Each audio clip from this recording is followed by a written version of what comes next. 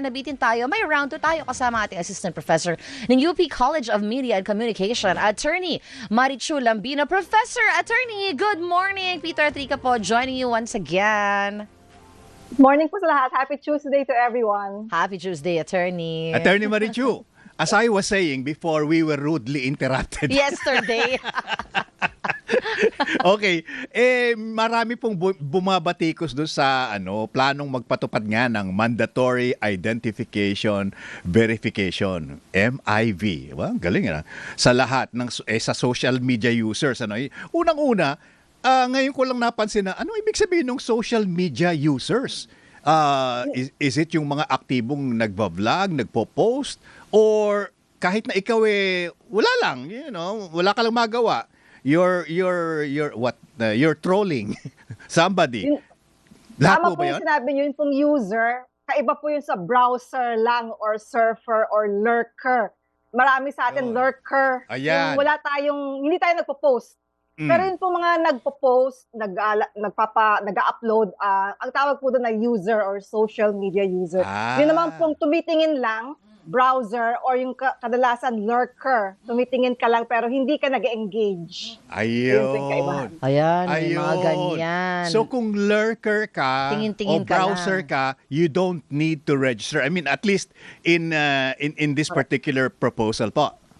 Correct po. Hindi kailangan magrehistro kung hindi ka naman, wala kang pinopost, hindi ka naman nag-expose or nag-upload, hindi ka kailangan magparehistro. Pero kung nag-upload ka, kailangan kang magparehistro. Doon sa proposal po ng DICT.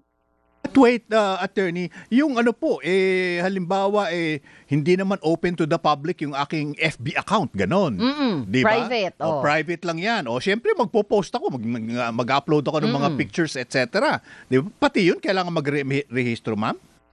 Kailangan ko palang i-qualify yun kasi yung sa iba pong mga social media platforms tulad ng X at saka ng Facebook, kailangan po meron kang account para ka makapagtingin doon sa mga iba't ibang post ng mga iba't ibang tao. So kung kailangan kang gumawa ng account, kailangan kang magparehistro. Ang tinatawag ko pong lurker or browser, yung pong mga sa Google, yung nagbabrowse ka lang, nag-surf ka lang. Pero yung mga ibang like Instagram, you need an Instagram account para ka makatingin sa mga IG account. So yun, kailangan mong magparehistro. So maraming kailangang iparehistro kapag gano'n ang gagawin po nila. Opo, but does it really help kung pagdating sa pagsasawata nga nitong mga illegal accounts? Kasi nangyari na po yan sa SIM registration law na pati ang picture ng unggoy pumasa. So ano po ang magiging diferensya nito, attorney, di po ba? Yun pong mandatory verification, una po, yun sa ibang platforms tulad ng sa X Twitter, kailangan may bayad po yun hindi ko alam kung willing yung mga mamamayan, mga netizens na magbabayad sila para maging verified account sila. So that's one disadvantage. Pangalawa po, meron po mga pag-aaral na dun po sa mga bansa katulad ng South Korea kung saan ni-require yung pagrehistro, hindi naman po bumaba yun pong disinformation tsaka fake news dahil po ang napag-aralan po doon, yun pong nagpapalaganap ng maraming fake news, mga malalaking pampulitikang interes. Halimbawa po, mawalang galang na lang po, China. Sorry po Yun kasi yung maraming bot, sorry po. Yun ang maraming nagpapalawak ng maraming disinformation kung napapansin natin sa ngayong panahon.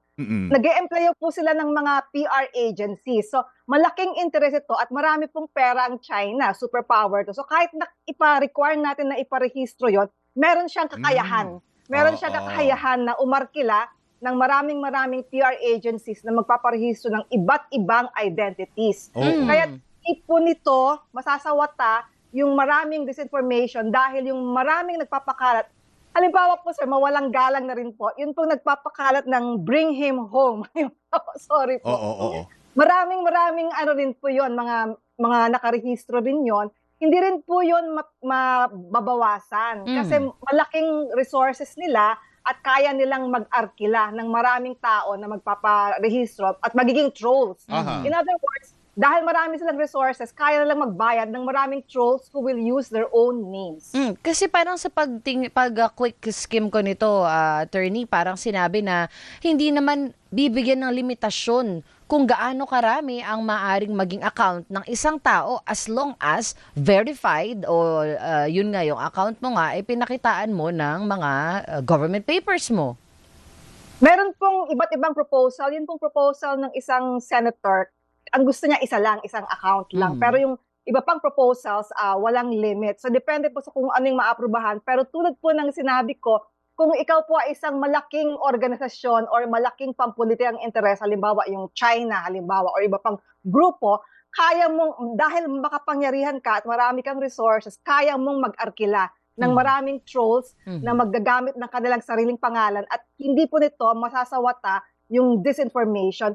Ang mas maganda pong panukala ay yun pong mismong platform, social media platform company, halimbawa po yung X or yung FB, sila po ay papanagutin na kailangan po ay i-moderate ninyo yung inyong platform, mag-employo kayo ng mga fact-checkers at kung hindi po, kayo po ay pagmumultahin. So, meron pong ganong mga batas sa European Union na pinagmumulta po kapag kumakalat yung disinformation, hate speech at iba pang mapanirang post nang hindi sinasawata, hindi minomoderate ng platform company dahil sila po yung kumikita sila yung kumikita sa matataas na views at matataas na ratings. Pero hindi sila napapanagot. Kaya panahon na para po sila natin pag-aralan kung paano po i-moderate yung content sa social media platforms. Kagaya po ng ex-attorney Marichu, di ba? Di ba meron sila nung verified account? Ganon. Yun ba yung isinusulong po ninyo na maghigpit mismo yung platform? Hindi po. Yung verified account po sa X may bayad po. Ganon. Opo, may bayad po. Nasubukan ko na yun. Ang mahal kaya, 'di ba, attorney? 1,000 pesos. Oo, 1,000 mahigit. Although, ano lang yun, ilang kape lang yun para kay Boss Peter. Pero malaking bagay. Hindi Manlilibre ng verified account. Di nga ako nagne-Netflix, YouTube lang.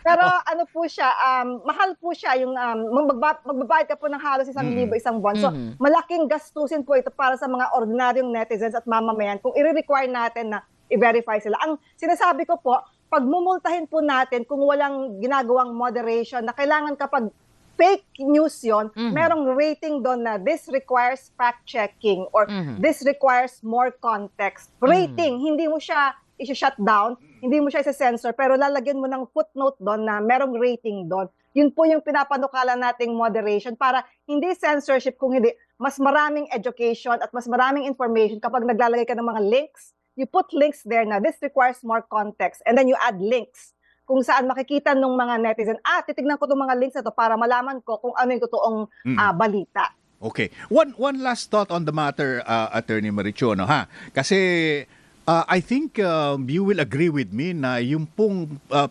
proliferation ng fake news sa ating social media has reached a crisis situation.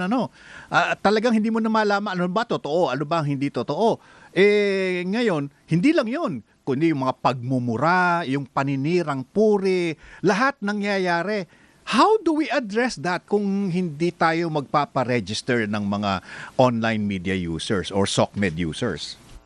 Maganda po ang pag-aralan natin yung pong Digital Services Act ng European Union. Dito po, imbis na tugisin natin yung mga maliliit na netizens na critical ng iba't ibang polisiya, ang ating pong papanagutin, yun pong nagmamay-ari ng platform kung saan dumadaloy yung maling impormasyon. Kasi sa mga news media, di ba yung mga news directors, media owners, sila po ay pinapanagot. Pero bakit pagka social media, hindi natin pinapanagot yung may-ari ng platform company? Hindi ba lugi tayo doon? Yung news media, pwede kang i-shut down, pwede kang i-demanda yung may-ari ng news media company. Pero yung social media platform company, hindi mo sila pinapanagot, pinapabayaan mo lang silang ipalaganap at ipalaganap. So, merong paraan po dito at ito po ay ginagawa na sa European Union. At magandang yun po yung gawin nating pag-aralan na ipatupad sa Pilipinas. Yan. May sample na Meron na tayo nakikitang gumagana. So, pattern na lang natin doon. I-consult si ChatGPT. Oo.